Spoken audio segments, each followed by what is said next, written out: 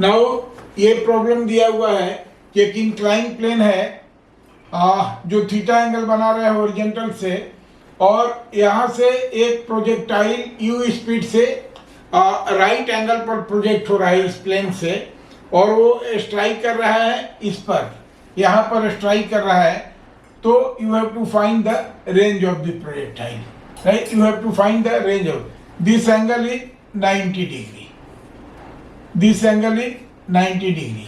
तो सबसे पहले हम ये क्या करें कि देखिए इसी को हम एक्स एक्सिस ले लेते हैं, this is X axis and this is, ये जो परपेंडिकुलर है this direction is Y axis, ठीक है?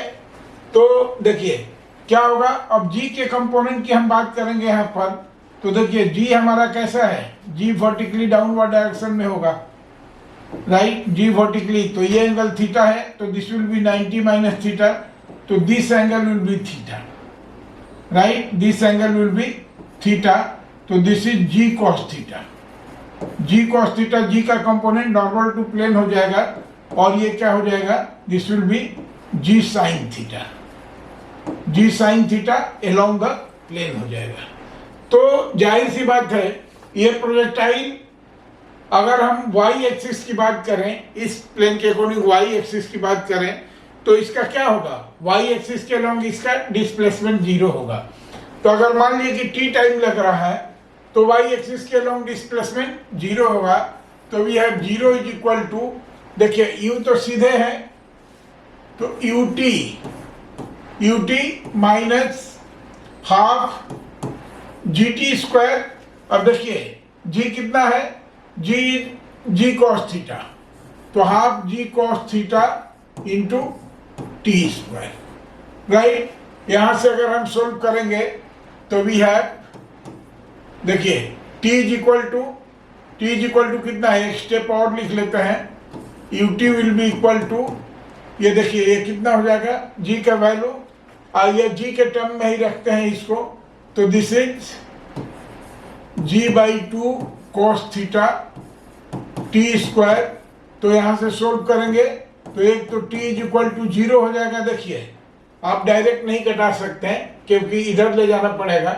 तो एक तो t इज इक्वल टू 0 हो जाएगा, और दूसरा t इज इक्वल टू क्या हो जाएगा, देखिए यहाँ से t इज इक्वल टू निकालेंगे तो t 2u/g cos थीटा, तो this is 2u/g cos theta, this will B time of flight. अब हमको रेंज निकालना है, तो रेंज के लिए हम क्या करेंगे, रेंज क्या है, इस टी टाइम में इसका डिस्प्लेसमेंट है अलोंग एक्स एक्सिस, राइट? तो इसका displacement along x axis, right? Range is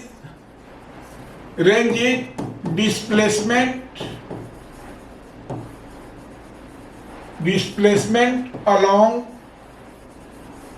X axis, right? In time T.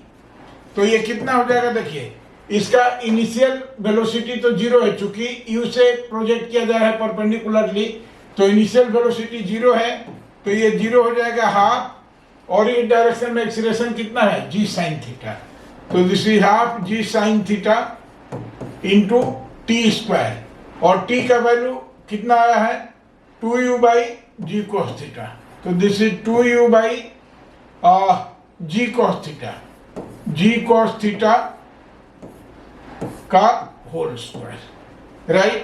तो दिस विल बी हाफ, देखिए g साइन थीटा इंटू ये हो जाएगा 2 into 2 u square divided by g square into cos square theta, right?